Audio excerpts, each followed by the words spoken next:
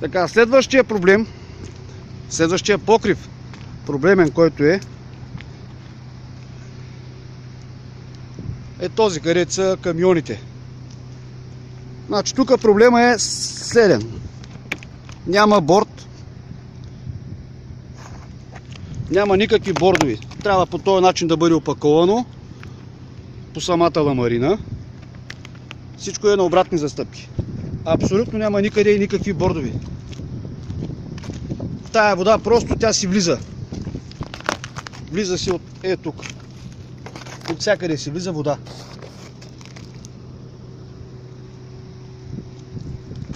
До края е така. Тук има да се правят обшивки на въздуховоди.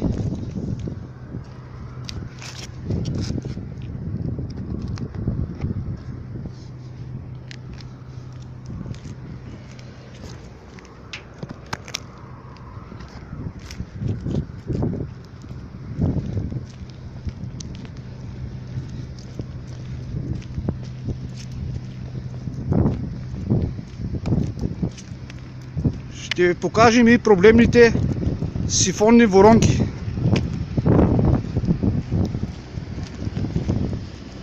Ето, забележете, те са просто изметнати и не могат да поемат толкова вода.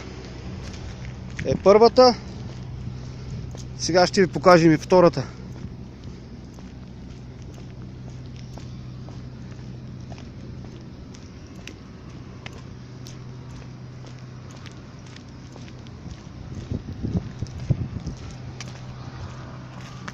Ето, просто даже тя си е запушена. Всичко е изметнато. Нови воронки.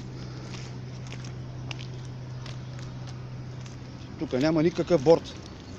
Цялата изолация е разлепена.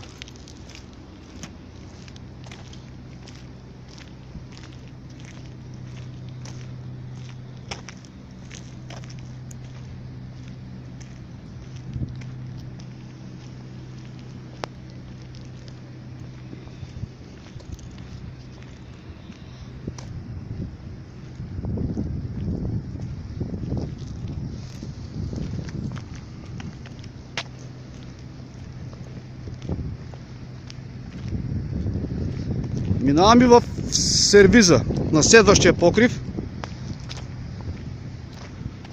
който забележете.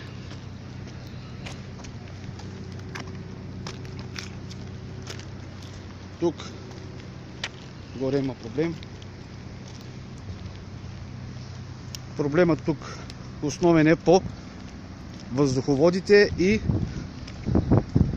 тия напуквания, които са на стъклата.